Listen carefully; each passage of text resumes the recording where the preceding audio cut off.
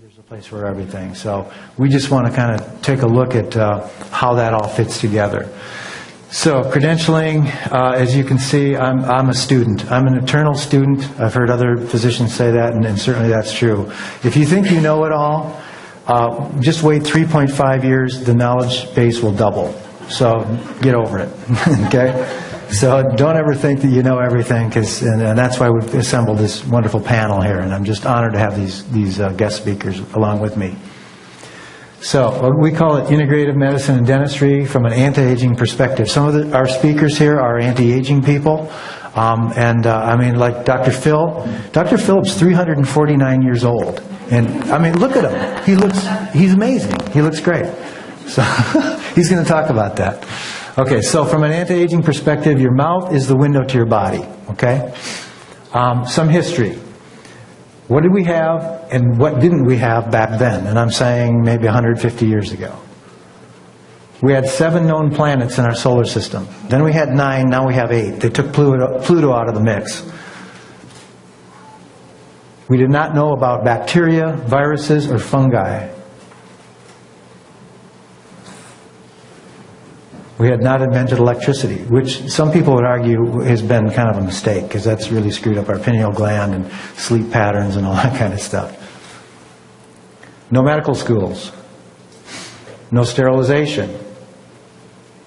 Politicians were still self-serving, so that hasn't changed. That hasn't changed at all. That's still the same, you know. Okay? No hospitals. There's a hospital convention going on down here too, I noticed, so that's kind of cool. Maybe we'll bring them down here. No pharmaceuticals, although we did have naturopathic drugs and homeopathic stuff, which we've kind of set to the wayside. No separate branches of science like chemistry, biology, etc. No medical specialties of any kind. And I think today we've gotten to the point where we've over-specialized everything. And so my goal and my directive from the Lord was just to put this thing back together into a whole body. So, and I'll tell you more about that later, but it's all about systems. It's systems work together. Everything works together. You know, I used to kind of get people would come into me and say, well, is this rash related to, I don't know. You know, I don't know what's related to what, but I do know now that, you know, we're a biological energetic template and we're a bag of biochemicals at the same time, and they work differently. And we're going to talk about that. No real science. Theories, we couldn't test them. No anesthetics except rum and brandy. I guess that's still kind of, you know, the thing. No imaging or x-rays. No Obamacare or insurance. Now, and that was probably a good thing. But anyway, so listen, a lot of these slides have a lot of information. I've developed a program. I've actually developed 2 programs, a biological dental program, which we're taking to the HDA, and a naturopathic medical program, which we're going to make available to everybody. Well, more about that later. So please relax. Don't worry about copying everything. We'll make this stuff available. We are taping. We're doing a DVD. Tony back there. Tony, thank you so much for he's taping, and so you'll be able to get the slides and the speakers and everything. So just don't worry about writing everything down, okay? I mean, you can if you want to, but I couldn't keep up. Okay, so America. Yesterday, out of many, one. And today, if I can't get mine, I'll take yours. That's kind of where we're at. My journey, and people ask me, well, how did you get to, you know, thinking the way you do? And basically, back in dental school, my wife would drive the hospital people crazy by saying, I want yogurt and bananas, and they'd bring her coffee and Jell-O, and she'd say, I don't want that. So they'd have to run across the street, and this is when she was doing deliveries, and they'd have to run across the street and get her, you know, some healthful stuff, and they're like, what's up with this lady? You know, they didn't understand it. And, you know, back in the day we did Tang and white bread and coffee, and I had one patient that said, you know, when I first started, this guy, he was an elderly gentleman, nice guy, and he says, you know, Doc, I don't believe in brushing my teeth. And I'm like, wow, really? That's heresy to a dentist. And I said, well, why not? And he says, well, because I've heard that brushing your teeth wears them out. I'm like, oh, okay, and I didn't really know what to say. So I just said, okay. And so we've been grappling for years why some get decay and why some don't, why some get periodontal disease and why some don't, why some have methylation issues and why some don't. So we'll talk about a lot of that stuff today. So then after school I get out, and now I know everything, right? I'm an educated, I just, you know, I mean, come on, you know, bring it on. So then I attended a lecture. If you get on to where it says the battle is at the grocery store. There was this speaker, and he came to our dental study club, and he gave a seminar, and he says, I'm here to tell you that the battle is not with your doctor, it's not with your physician, it's not with your hospital, it's not with your healthcare plan. The battle is being raged in the grocery store. And I thought, wow. And I thought about this for a long time, and I thought, you know, this guy's right. He's absolutely right. And so when I was young, my mother told me, go around the you know, outside aisles. And I think anymore, you just have to just forget about the grocery store and you know, talk to people who are growing their own food, who are doing organic beef. But you know, people come to me and say, well, I'm doing organic this and organic that. And I go, that's wonderful, but is it genetically modified? That's the question, because that's what's screwing up, and that's what's causing all the autoimmunity. So then I, you know, got into this holistic thing, and I go, okay, so the patients with a whole list of problems are really, I guess, why we call them holistic, because we have a lot of people who have been out there, bless their hearts, not in a Tennessee way, but, you know, bless their hearts. They've been to every physician, every doctor, and they can't figure out, nobody can figure out what their issues are. When I was in Minneapolis before I moved to Nashville, I had this one patient. She comes in to me, she goes, good morning, doctor. She goes, I've been to 49 doctors. You're the 50th. Here's my list. See if you can help me. And I'm like, oh my gosh. She'd been to ENTs. She'd been to oral surgeons. She had a drainage. And this is what really kind of got me into it. And I go, I don't know what the problem is, but I know a bioenergetic chiropractor who might know. So I sent her to this guy, and he diagnosed it as an osteocavitation. And that's the first time I'd heard of it. This is like in probably the mid-90s, okay? And so, but I'd never heard of that before. And I'm like, you know, I mean, okay, but this lady had been to 49 physicians, and I'm like, okay, great, I'm the 50th, you know. And so it really challenged me. Then I had a guy who's a patient in a small town I practiced in Minnesota called Park Rapids. And this guy's name was Auntie Havisto. Now, Auntie, this is an amazing story. This guy, he was in jail because he shot this Norwegian guy in the head, and he killed him because the guy showed up at his house, and he was a worker bee for Auntie, and he wanted his paycheck, and so Auntie shot him. And so I was discussing this with him, and he says, I said, wow. I said, you know, what happened? He goes, and he goes, I don't miss. And so he ended up in the jail, but what he would do is he would feign toothaches, and he would come to our clinic, and all of a sudden his family would show up in the lobby. And they'd have these big hootenannies, you know, and there's Auntie. And so I instructed my staff, I said, if this guy ever gives you any crap about payment, just let him go. Just don't even go there. So, and then I joined the A4M. Actually, you're going to probably not like this, but in Minnesota we could do this. I got into doing Botox and, you know, cosmetic stuff, because, you know, people want to look good, they want to feel good too. But so I was training physicians how to do intraoral injections, etc. Kind of gotten away from that because in Tennessee the board doesn't allow me to do that down here, which is probably a good thing. So at any rate, I joined the A4M. That's the American Academy of Anti-Aging Medicine, and that's just a wonderful, stellar organization. And 4 of our speakers are A4M, you know, people.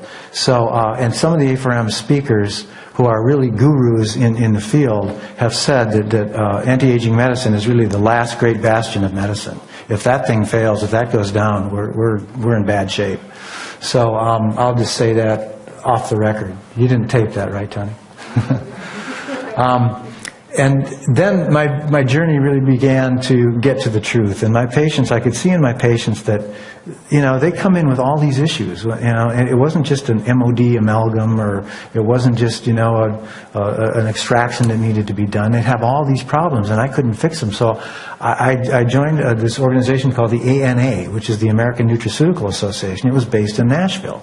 And it had the head of it was Dr. Mark Houston, who is also an A4M guy. And he's a very skilled, talented, integrative physician who does antihypertensive therapies. And he's associated with St. Thomas and I think Vanderbilt too. He's a really good guy and a really really sharp guy. So he's an A4M trainer. So I met him, and I go, wow, there's a group of physicians out here, and chiro guys, and DDSs, and they understand the connection between nutrition and your health. And I go, well, that's novel. So I joined them. And I decided to go get my NMD degree, so that took me 3 years in Birmingham. I didn't have to go to Birmingham. It was kind of an online thing, but it was a fairly extensive course, and so I did that. And then I connected it with the A4M stuff. So that kind of connected all the dots for me.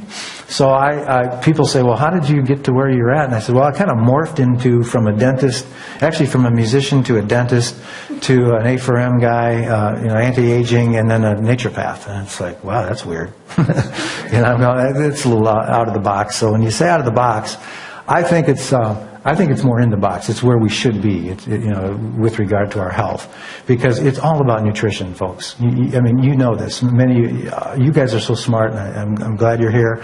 And what makes this fun for us, our speakers, is that we can learn from you too.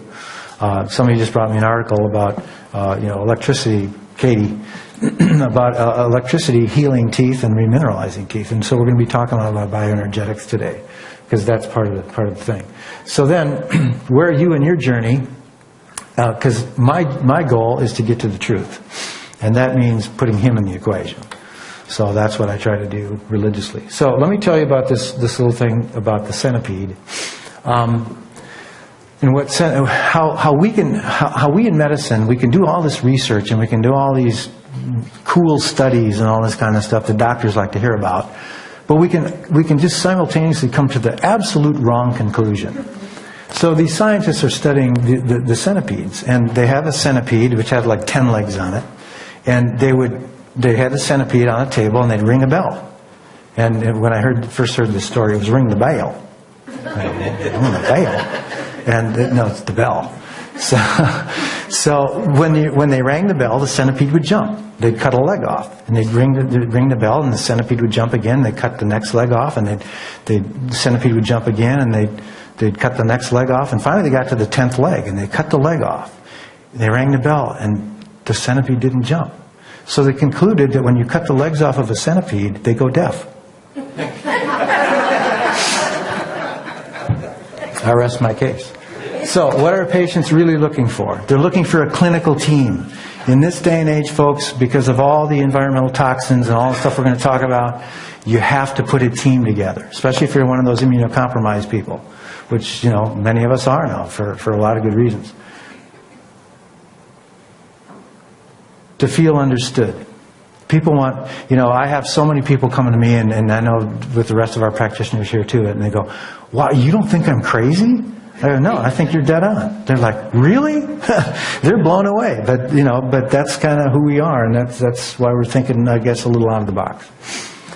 They want to know the truth, okay? And we got to be honest. We got to tell them the truth. You can't just paper this stuff over. They want respect. They don't want to be thought of as, you're just an idiot and you don't know what you're talking about. Of course, a lot of our patients come, and sometimes we cringe and sometimes we don't. I've been doing my research, and we're like, uh-oh. that means that they're very informed, but the thing is, what research are you looking at, okay? Because there's a lot of research out there. But most of all, they're looking for, anybody know? Hope, right? People are looking for hope, okay? And that's what we're trying to put together here. And thanks to Ray Perry, she heard me speak in Columbia, and she goes, I got this idea. She goes, I want to put this virtual thing together, a virtual medical center in Nashville, and get physicians who are kind of integrative, and put them together, and so people can kind of have a place to go to and figure out and solve their problems and have hope for the future. And so we thought that was a great idea, and that's how we kind of put this seminar together. So, and then of course, does anybody know the 3 signs of old age? You should all know this. The first one, loss of memory. I can't remember the other 2. Okay? Now, let's talk about the medical care system here a little bit. Now, I'm not going to sit up here and bash the medical care system, because we do a fantastic job in acute care. If you are in a car wreck, if you have to have heart surgery, if you are one of those people who needs acute care, we do that better than anybody in the world. We have world-class surgeons, trauma centers, nurses, people, and I've seen this time and time again, where prayer and modern-day medicine can get somebody through a crisis. If you're in a crisis, God help you and God bless you, but you really need the care of the acute medical care system. So, but what we typically do when it comes to chronic degenerative diseases, where I think we've kind of failed, we look for a symptom. You have such and such. Then we attach an insurance code to it. You have this. Does this sound familiar? Then we give you a drug. Then we bill your insurance, because now we have something we can call it. Okay? It looks more like a sick care system that's reactive than something that's understanding and getting to the cause of the problem. Why? Because there's only 10 minutes in your physician's appointment, right? And you want your insurance to cover it. So people will ask me, well, will my insurance cover this? And I go, well, do you want to get well, or do you want your insurance to cover it? That's the bottom line. Since no one really knows what all this costs because it's third-party payer, visits are now very expensive, is we have a reactive healthcare system.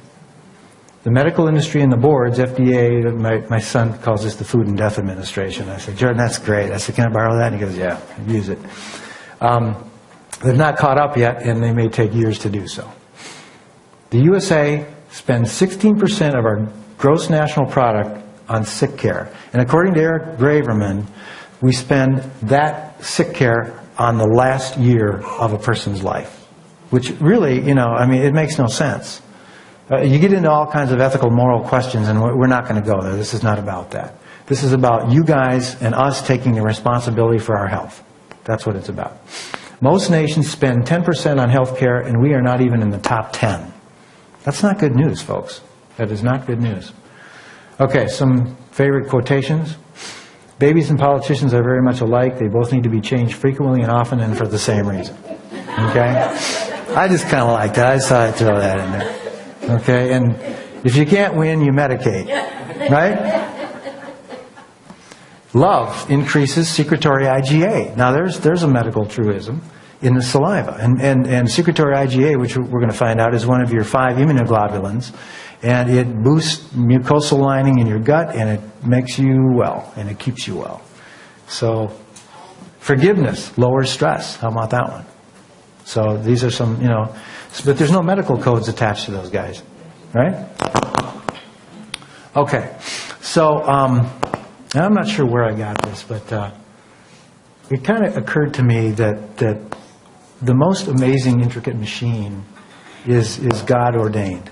Okay, and so I started comparing DNA blueprint to a building blueprint. And I thought, well, that's kind of a novel thing, because both a building and a human body require a blueprint, right? One we call DNA, and the other we call a construction, drawing or whatever. So, on the case on the left, it's a living blueprint, and we are actually. Can everybody read that? Okay. I mean, here's what I'm saying. Don't worry about taking notes. This will all be available to you. It's a bioenergetic template and a biochemical symphony. That's what we are. That's how we were designed. And that's in our DNA.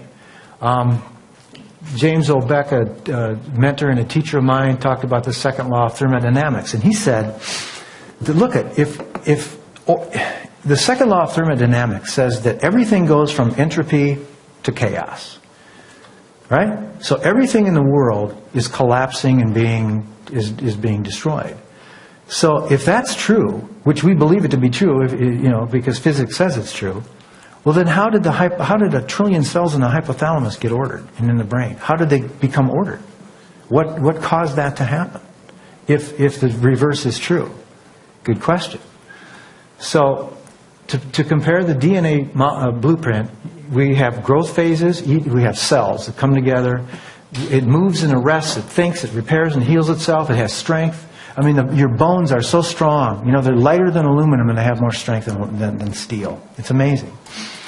And then it matures and it stops growing, and then it undergoes a process called apoptosis. I love that word. I think I'm going to name my next dog apoptosis.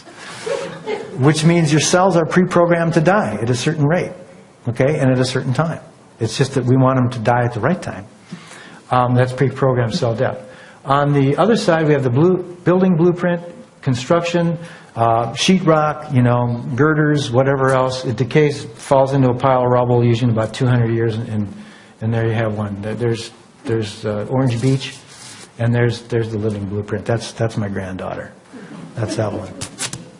She's a trip, I'll tell you what. But I mean, what a difference between the two blueprints, right? Oop, wrong way, folks. Okay, so then I joined the Weston A. Price Foundation because there was a dentist out there who got it back in the 1900s and 1910, 1920. He wrote all this stuff. He did population studies, detailed population studies. And if you want to see what's going on, compare the Japanese to the American population. What will you find? They have far less breast cancer, right? Why is that? Because they're Japanese? Because we're Americans? Or maybe it has something to do with the diet. Maybe. I think so. So he wrote a book called Nutrition and Physical Degeneration. He had these factor X's, and he said that when he studied populations and people, and I found this to be true, folks, I have found this to be true. When he studied populations and he compared populations that ate a traditional diet, and by traditional diet I mean meat, milk, eggs, raw food, nuts, fruits, grains, all that kind of stuff, non-processed. The key here is non-processed, non-GMO. Okay, it can be organic, that's great, but it's got to be non-processed and non-GMO. And then he found that people had nice, healthy dentitions, they didn't have decay, they had well-developed arches, and I have patients coming in now who have had their kids on this protocol, and I'm looking at their teeth, and I'm looking at their development of their arches, and I'm going, looks great. Looks great. The next family will come in, and there's crowding, and there's developmental issues. We found that in dentistry, about 80% of our kids are underdeveloped in their arch form, their upper and their lower arch form. And I have a whole slide series on that, which is an amazing concept. Okay, so then Royal Lee was another DDS. He's the founder of Standard Process. That's a pretty cool company. They're not here, obviously, but I want you guys to get to the booths here because we've got some very good products here that you need to know about, and you probably already do. So he was the founder of the Standard Process, and then there's Frank Pottinger, he's an MD, and he and Price, I don't know if they were buddies or what, but they formed this thing called the Price Pottinger Foundation and the Weston A. Price Foundation. And I believe that to me is the integrative part of this whole puzzle. So I found out early on, if you're going to do this business, follow the gurus. I mean, why sit there and learn and try to figure it all out yourself? There's not enough time, folks. There's not enough time left to figure it all out. So I tend to, go to the gurus and the people I trust. Like Dr. Phil, who's 349 years of age. I mean, he knows everything. Sorry, Phil, I'm picking on you. So anyway, Dr. Leon Singer. Here's a guy. Here was a guru. Now, this was my first kind of when I fell off the guru thing. He was a biochemist that I worked with in dental school, and he said, and of course now here this is when I'm really smart, right? I'm a fourth-year dental student, and I'm really smart. And he says, we will never have a macro or a micronutrient deficiency in America because we have vitamin-enriched bread like Wonder Bread. And yeah, man, cool. And I'm buying it, because that's what. And then when my wife challenges me and says, "No, that's not right. It shouldn't eat white bread," I go, "Well, why not? It's vitamin rich." Yeah, but it's synthetic. It doesn't make any difference, And I was just wrong. And I've said that to her so many times that she was right. So it's the moms that come in that we go, boy, listen to the moms. One thing I've learned for sure is if you listen to your patients, they will pretty much lead you to what's wrong. They will, no matter what they know or what they don't know, they will lead you if you just shut up and listen as a clinician. And we so often are going, okay, well, so you don't know what you're talking about. Okay, so here, let's give you some Prozac because you're kind of depressed about all this stuff. We get that. Because you have a Prozac deficiency, right? Which everybody does after the age of 40. Okay, so ability is what you are capable of doing. Motivation determines what you do, and attitude determines how well you do it. Charles Swindoll says attitude, it's 90% attitude and 10% about what you know. And I found that to be true. Because we don't know everything. We'll never know everything. One day we will, but right now, for now, we don't. Okay, some medical definitions. Integrative. Integrative means we integrate Western and Eastern philosophies, and we utilize combinations of therapies that work and are best for our patients. And we're going to have we've got some great speakers today that are going to be talking about some of these integrative issues. Functional, we try to get to the root of the problem. We call it functional medicine for lack of a better term. But complementary, these things complement each other. Okay, so the Western complements the Eastern. Bioenergetic, because we're a bioenergetic template, versus biochemical, which is Kirlian photography. Does anybody know about Kirlian photography? Yeah. Okay, Martha. Yeah, she'll speak to this. They have amputated people's arms, and they've taken people's teeth out, and they take pictures with Kirlian photography, and you can still see the arm. It's like, really? We call it phantom pain. That's the bioenergetic template that we're built upon. And I mean, what we tend to do in Western medicine is we trash things that we don't understand. And so if we don't understand it, that has nothing to do with anything, because we don't get it. But it's out there. So, and the naturopathic, people get naturopathic and homeopathic confused, I find. Homeopathy is a technique. It's a bioenergetic technique. I've heard physicians in seminars saying, well, you can't dilute something till it has no value and then expect it to do anything. But what they misunderstand is it's a bioenergetic template due to the water. Because water has memory, and it memorizes stuff that's next to it in its cell templates. They don't understand that. So they ridicule it. But it does work. It works fantastically well. And so now we're coming up with things like chemotherapeutic homeopathics, which I think is a great way to do chemo. So then naturopathy, to me, naturopathy is where it's at, because that suggests that what your body does is, if you given the right fuel, given the right circumstance, given the right biological terrain, which we're going to talk about in a minute, your body heals itself. Every cell in your body is DNA genetically designed to fix itself, if we give it the right stuff, if we quit screwing up the environment. And I'm not an environmentalist wacko. I used to be. I'm not anymore. Okay? Uh-oh. What happened?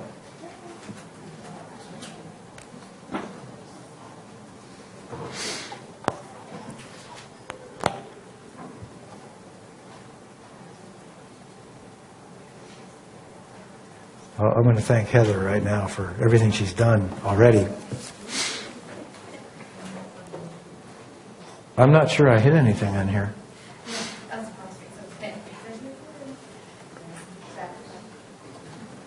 Okay. So, well, let's, Heather, will this take a while to do this? Or a few minutes? So, okay, anybody have any comments thus far? I mean, entertain any questions or comments or anything? I was just going to say that some people get well no matter what we do. Yeah, that's true.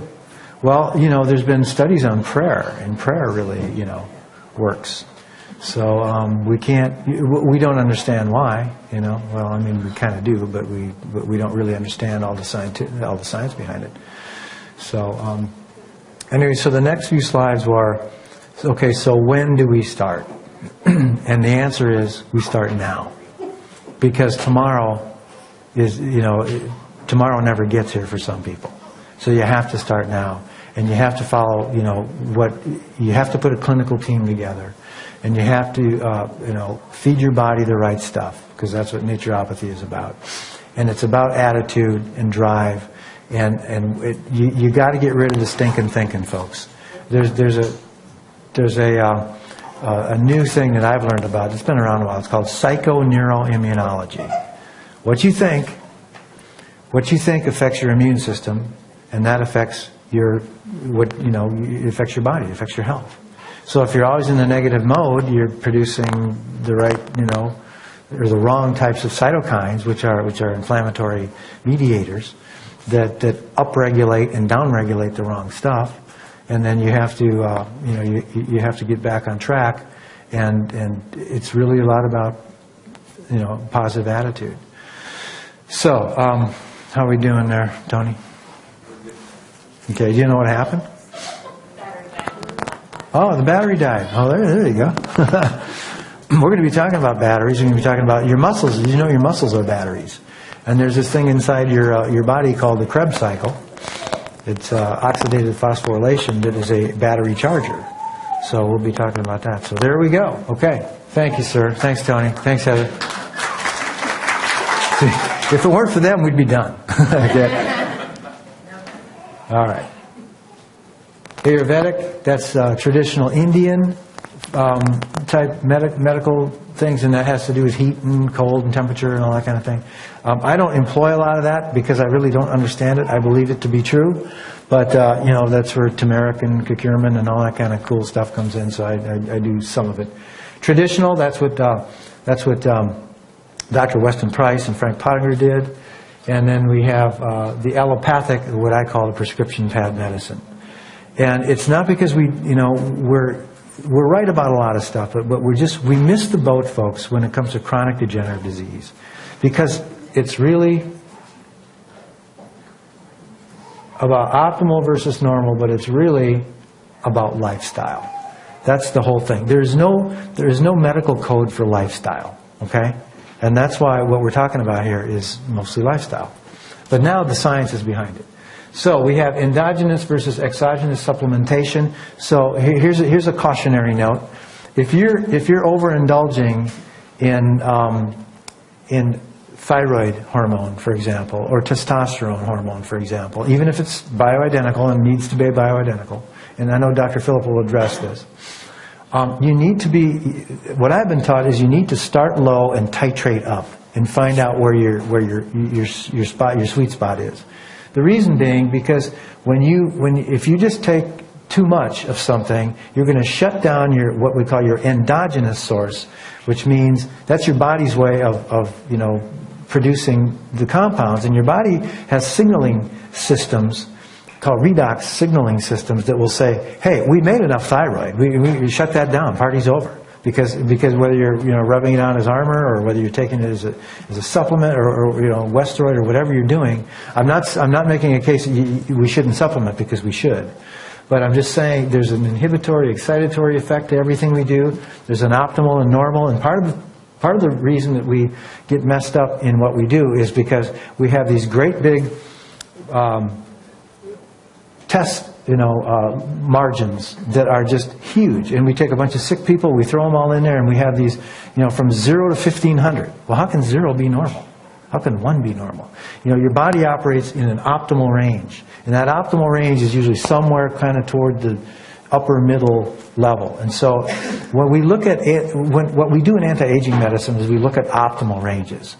But your physician largely sometimes, and no disrespect to any of these people, but they're busy, they're in a hurry, they'll take a we do this in orthodontics too. We take a film, we take a pan film, we go, oh, yep, extractions, okay, and then we'll put braces on and we're done. Because it's formulary, it's just formula, and it's not the right approach. And so but what we're going to be talking about today is inverse relationships, and pretty much everything that has a relationship will have an inverse relationship. There'll be an excitatory neuron, there'll be an inhibitory neuron. There'll be an excitatory hormone and an inhibitory hormone. So you kind of need to understand that. Evidence-based medicine, I love this one, my drug versus your drug. Humira, have you noticed the Humira commercials? I know a lot of you people don't have TVs, and that's probably a good thing. But Humira, if you and your doctor are discussing a biologic, so is Humira a biologic? So are they the pharmaceutical industry trying to kind of sneak in and say, we're biological, or is it synthetic?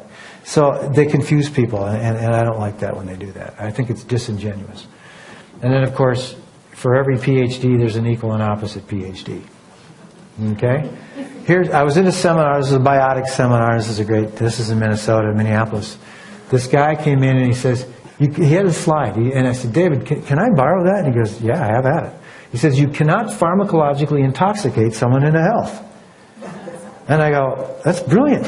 And he goes, isn't this what we try to do? Isn't this what we're doing to people? And in many cases it is. So he said, so if that's what we're doing, if your patient comes in like the one lady that gave me the 49 doctors, have them get a PDR and look at their symptoms. Because chances are their symptoms are most likely being caused by their drugs, right?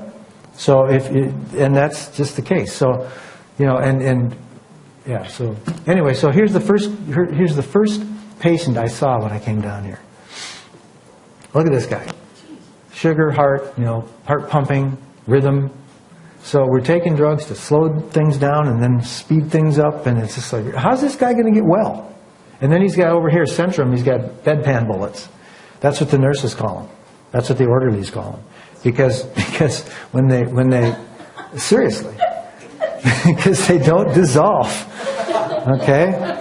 That's why you got to go with something like ID Life or some type of nutraceutical physician grade supplement. When we'll talk about this. Supplementation is a necessary thing. Now we can over supplement and we can use the wrong supplements like L-arginine. If you're over 40, you should be using L-citrulline. Blah blah blah. We'll get into this kind of thing.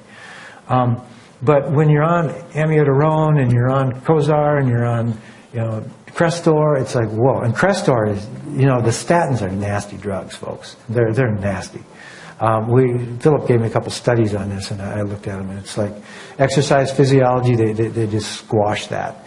And now they're talking about putting that into the water, like they're putting in like they put in fluoride. That's not a good thing. So anyway, Floyd's 78. I haven't seen him since. Don't know how he's doing, but I hope he's doing well. Physician means, anybody know? I always ask this when I speak to clinicians, and they all say healer, right? Yep. So that's what we are. We're teachers. Okay. We should be teachers. And my wife pointed out last night. They says, your family history. You come from a family of pastors and teachers. Did you know that? And I go, yeah, actually I did. And so I've had chemistry profs and superintendents and pastors in my family. So. She goes, you're kind of falling right in line. I go, well, that's cool. And she goes, isn't it amazing how genetics kind of follows along? But that's what we are, folks. We're teachers, okay? And we don't teach enough. But that's my passion. That's everybody here that's speaking today. That's their passion. That's why we do what we do. Hippocrates, nature's innate ability to heal.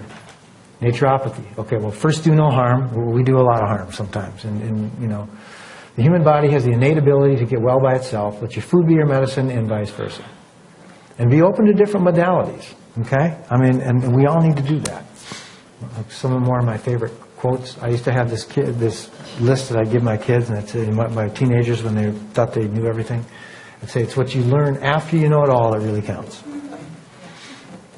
It doesn't matter what they do to you, it's how you respond. Winners get up one more time. A guy who asked me to be a scoutmaster in my small town in Minnesota, I was discouraged, and he goes, Tom, he said, I'm going to tell you something. He goes, if you get knocked down 9 times, you get up 10.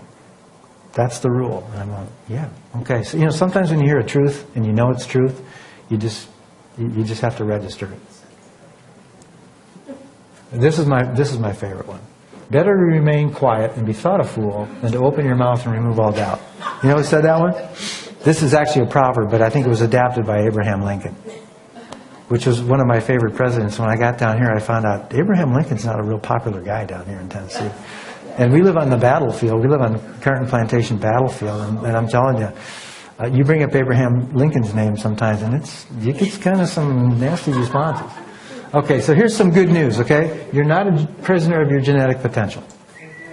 So choose your parents carefully, kids, okay? They represent your future genetic potential. Right? What you eat, drink, and think affects your, oh boy. It affects your hormones. We call this dietary endocrinology. Is that okay? Your neurotransmitters, those are little brain chemicals that are made mostly in your gut and in your GALT system, your gut-associated lymphoid system. That's the psychoneuroimmunology we've talked about. Genes, nutrigenomics. You know what you eat affects your genes. And people say, really? Well, how long does that take? Minutes? Seconds sometimes? Same with dietary endocrinology. What you eat affects your hormones. Your immune system. I call it dietary immunology. Medications, the Band-Aid approach, okay? We're mostly just covering symptoms. Sometimes we get it right, but mostly not. Longevity, telomere function. There's SpectraCell makes a test now that you can actually determine when you're going to probably, within 10 years, when you're going to be leaving this planet. And people go, well, I think if we just, okay. You're just talking to this one? Okay, thank you. And they go, well, I don't know. I don't want to know when that is. I said, well, how about this? How about if knowing when you are going to be checking out, if by making some lifestyle changes, you could change that, would that make a difference? I go, oh, well, I never thought of it that way. And I go, well, you need to start thinking that way. That's what that's about. Quality of life is determined by lifestyle, okay? By thought and lifestyle. And that's all up to us, okay? And we need to educate ourselves to know better. I freak out when I go to the grocery stores. I just start pulling stuff off shelves and reading labels, and I just want to tell people, don't stop eating this crap, you know. But then my wife calms me down. Okay, so when do I start? Now, because tomorrow never gets here, and as we age, we have less room for error, right? So lead the change, share the information, stop lying to yourself. Now, I'm not saying you people are liars, or maybe, you know, but we sometimes think, well, no, you know, that's not me or whatever. But, you know, when you have the information, share the information and start living the good life. Start making better decisions now. And I think it was Dr. Daniel Amen who said, you know what the biggest predictor of longevity is? You'd think, nutrition? No. Hormones? No. Exercise? No. Making better decisions. Really? So, you know, I don't know really the science behind that, but he's kind of a brain guy, so I took him at his word. Okay, so where do I start? By making better decisions today, start with water. You know, get to your ideal weight, folks. I have a lot of patients who come in and they tell me they're doing all this stuff, and I kind of go, yeah, but you're not at your ideal weight yet. You need to get there. Okay, obesity has a lot to do with metabolic syndrome and all kinds of stuff that we're going to be addressing today. Insomnia, get some sleep. You need 7 hours of sleep. You do, for a lot of reasons. Okay? Make sure your brain's functioning healthy. Your mouth. Get rid of your dental infections. My goodness, you've got to get rid of your, we're going to be talking about this too. You've got to get rid of your dental infections. Be consistent. Now, my wife will tell me I'm not consistent, and I would agree with that, but I try. I shoot for the 80-20 rule, okay? CR, you know what, anybody knows what CR is? Not resuscitation. I attended a seminar where this guy put CR. He goes, this is the biggest predictor of longevity, other than what I just told you. Make better decisions. And people are going, vitamins, now minerals, now fiber, now CR. What's CR? Caloric reduction. The biggest predictor of the only science behind living longer, where there's proof that this will help you to live longer, is eat less. And that's good news, because with the price of food and inflation, we don't need to eat that much anymore. And eat quality foods too, and mix protein with every meal. Anti-aging diets, you got to hit protein all the time. Okay, wake up, don't skip breakfast. Okay? Let nutrition be your medicine, dietary endocrinology. Blood sugar control is huge, particularly postprandial blood sugar. That's after you eat. If you ever notice when you're doing your testing, nobody tests postprandial sugar. There's a new test out by, it's called Glycomarks, and I believe it's by Quest Diagnostics. Doc, do you know? Okay, and it measures postprandial sugar. Postprandial sugar spikes is what causes all the endothelial, retinal, and blood vessel damage. We're going to get into that. Whoop, hang on. Sleep, your gut, immunity, everything starts in the gut. So we're going to have quite a few gut things today. Constipation, get rid of your constipation. Okay, we can talk about that. Inflammation, everything now is based, that's the new paradigm shift. Okay, it used to be germ theory, bacteria, fungus, all that stuff, that all matters. But it's all about inflammation, inflammatory control. Cardiovascular system and energy production. And toxicity. How big is toxicity? Right? So ask yourself, is it too late? Well, if you're planning on checking out today, it's probably too late. I wouldn't worry about it. But remember, you are what you think, what you eat, what you believe, absorb. It's not what you eat, it's what you absorb. And whom you associate yourself with. How about that one? So stay away from losers. I mean, unhealthy people. Avoid unhealthy people because they're toxic, right? They bring you down. You don't need that stuff. Okay, I talk about dental insurance. You know, I selected this for dental. There's a little story behind here.